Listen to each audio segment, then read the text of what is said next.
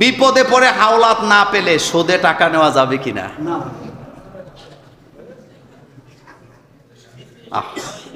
আপনারা হাসেন না, এই প্রশ্নটা আসলে সত্য।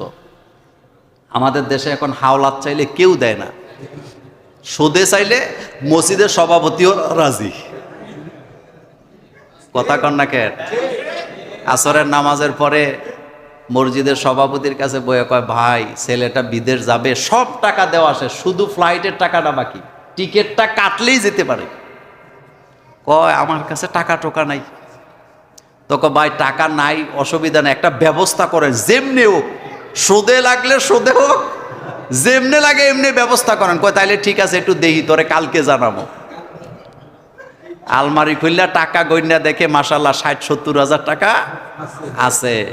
এবার কয় শোন, তোর কথা তো বলতে পারি নাই, আরেক জায়গা থেকে আইনা দিছি, তবে বেইমানি করিস, আগে দিয়ে দিস। এরকমের সুদখোর বাংলাদেশে নাই। আচ্ছা, আমার একটা অভিজ্ঞতার কথা আপনাদেরকে শোনাই, শোনেন, একটা অভিজ্ঞতার কথা শোনাই। এক ছেলে বিদেশ গেছে সুদে টাকা নিয়া, মনোযোগ আছে? কি নিয়া? বিদেশ যাইয়া ওখান থেকে মাইর খেয়ে আইছে, টাকা কামাইতে পারে নাই। এখন বাংলাদেশে আইসে পরে টাকাওয়ালারা ধরছে। তো টাকাওয়ালারা ধরছে, মেল বইছে, মেল বুঝেননি, দরবার বসছে। দরবারের মধ্যে দরবারিরা বলতেছে, বেচারা তো টাকা মাইর খেয়ে আসছে, তো তুই আসল টাকাটা নিয়ে নে, সুদ টুদ আর চাইস না, তোর টাকাটা তুই নে। হেতে রাজি হয় না। অনেক চাপাচাপির পর যে টাকা নিছে হেতে বলতেছে, আমারে চাপাচাপি করে লাভ কি, আমি কেমনে মাফ করবো? বরং যে আসল মালিক সে যদি মাফ করে আমার আপত্তি নেই। তো মেলের দরবারের লোকেরা কয়, আসল মালিকটাকে? কয় যেই ছেলে বিদেশ গেছে, টাকা মূলত হেতের মার আমার মাধ্যমে সুদে লাগাইছে ফুতের কাছে। কি বুঝছেন? বাংলাদেশের মানুষ বাটপাড়িতে পিএইচডি করা, এইটা করতে থিসিস লাগে না।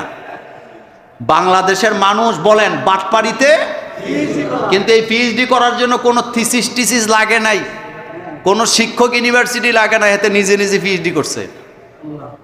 যারা বাটপাড়ি করে আপনি তারা থামাইতে পারবে না, এতে কোনো না কৌশলে করবেই করবে।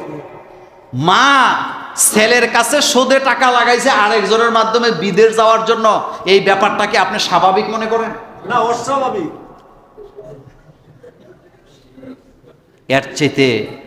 এর চেয়ে ভয়ঙ্কর কথা আর কিছু আছে? এই জাতিকে আল্লাহ হেফাজত করুক। এখন উত্তরটা দে, বিপদে পড়েও সুদে টাকা নেওয়া যাবে না। সুদ খুব খারাপ জিনিস।